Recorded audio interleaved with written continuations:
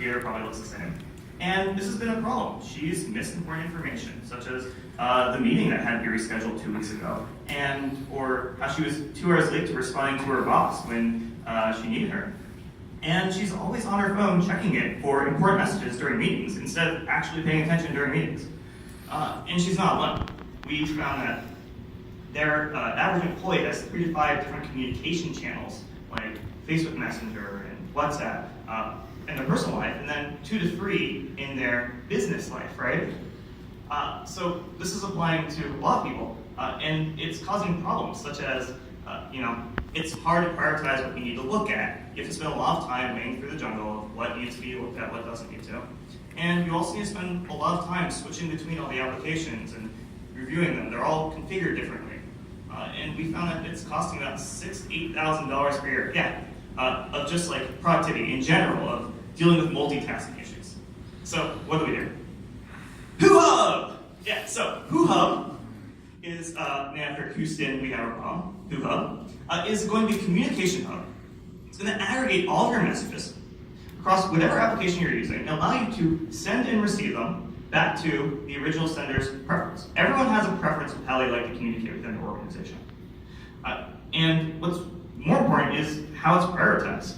I should be prioritizing things based on who's speaking to me, or what they're speaking about, or when they're speaking to me, during the day or at night. Maybe at night I only want to talk, I still want to see messages from my boss, but I don't want to see my Jira messages from my Slack team. So here's what a sample application would look like. And here you can see in the top left corner, we have a bin for bosses and bosses, we have bins for emergencies, and we can expand that. And you can see that there's different applications you can do. You should be able to send and receive messages through those applications. At the top, you'll see that there's integration with calendars, so you can see when your next meeting is going to be at the top. And what's important is your prioritization, right? I don't need to configure when I need to see, or how I need to see something. It's personalized for what I need to see. And you'll also see in the top left corner a little tab, and that will be able to allow you to switch between your work priorities and your workday priorities. And maybe after work, I still want to see my boss, but I'm still using Facebook Messenger and other things in my life that are important. And that way I can get, if there's an emergency during a boardroom meeting, it doesn't matter if it's a personal life emergency or emergency from corporate, I need to address it right away. And there will be a mobile app for those who need to take it on the road. So, who cares? Well, we interviewed people and we found that 40% said that they had missed an important meeting because they didn't see a message. And we also found that 60% said that if they had a way of managing all of their messages in one application, that would make their lives easier and they'd be happier. So who would we target? We would target large corporate organizations such as Coca-Cola and UPS. We give them a subscription model, which is going to be 30 to 50% of the discount of what Slack is offering currently, and expect a return on investment of 300 to 900%. So that's pretty darn good. How much will we make? We're looking at about $9.5 billion market in the next 3 years, and if we can get 0.5% of that, that's $50 million. So that's what we're aiming towards. Our marketing strategy is going to be going after large corporations, LinkedIn profiles, using viral marketing and such as what you see above, and then also going for B2C to university students, offering them free individual access to it so that when they get hired by organizations, they can pass on their workflows. And why us? Well, we're not just another application. We are the solution to just another application. We are the bridge, not another car, we are the bridge. You can have as many cars as you want.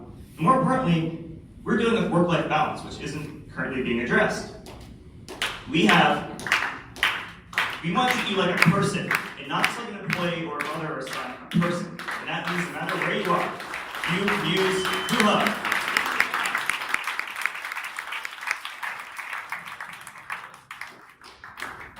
So judges, you'll now have 5 minutes for Q&A and Akila, and you guys will go ahead and start getting set up, or start getting ready to get set up. Okay. Do you really think people will install another app? They're going to install another app anyways. There's more apps coming every day, and people aren't getting rid of apps in their organizations, they're adding more, but this at least lets you deal with the issue of, yes, add 5 more apps, but you'll still have that one place that you can still manage everything through. And Another thing to think about is the integration here allows you do not need to have all 50, or say 5, all 5 apps open, running in the background, draining your battery and making you nervous to have to, is your battery gonna die? This is, as we're saying, the bridge. It's another app or even a web browser, but the big point here is you do not need to have 5 apps running in the background. Just respond to the priority things that you need, and when you have time for the less important messages, go through your email when you need. So how many of those apps are walled gardens versus allow this level of access?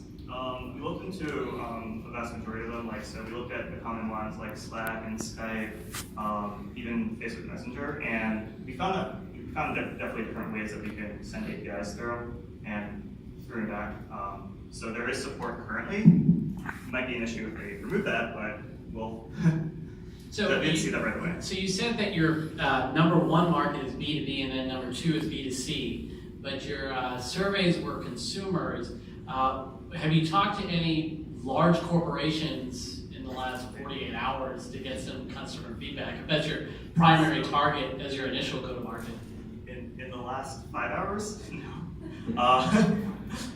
Yeah, we did talk to some mechanics back when we were doing that.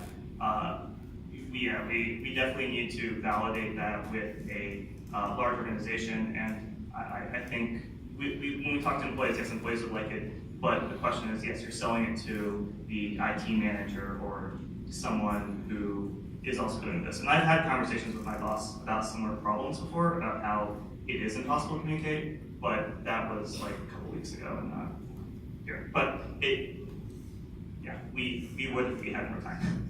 So if you guys were to move ahead with this, how would you, start to work on the MVP? What would be the first set of features that you have in mind for an MVP?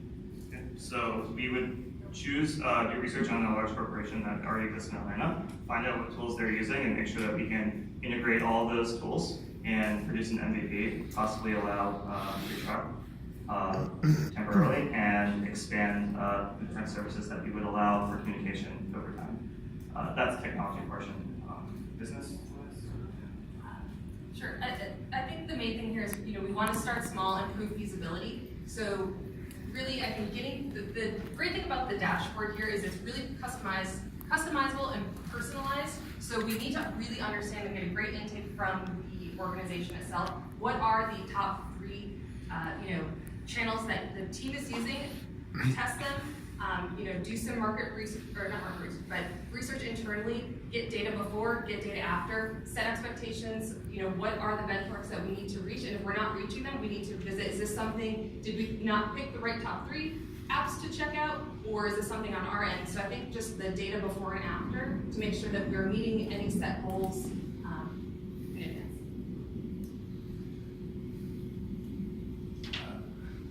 I guess one of the questions, one of your competitive advantage here is enabling work-life balance. How many companies actually care about that? In a way that this little thing would actually help, versus because you're actually the corporations to pay for this for the user to have better work-life balance. Usually see these invested in much bigger programs and not individual kind of features. So I can see this actually within an enterprise, right? Within an enterprise, focusing on Slack versus corporate Skype and everything, and unifying those as a communication platform. But when you start to enter corporations paying it for me to benefit on my free time, that's where the value proposition starts to break down. Sure.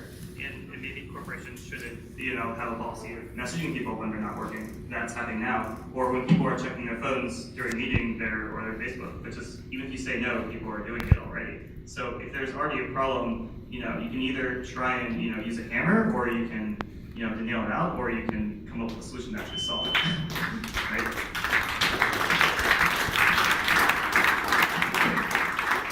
Okay, judges, if you want to do one last question while Akila sets up.